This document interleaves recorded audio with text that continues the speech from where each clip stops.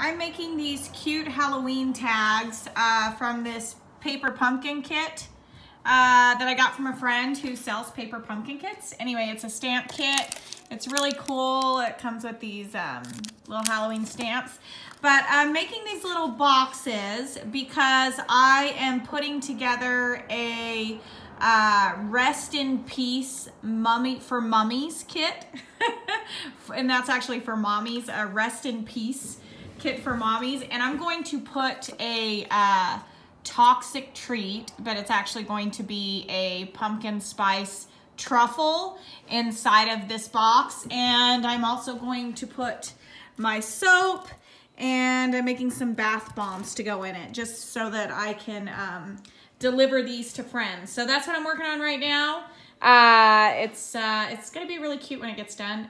So I just wanted to share the process of these Halloween delivery treats that I'm working on.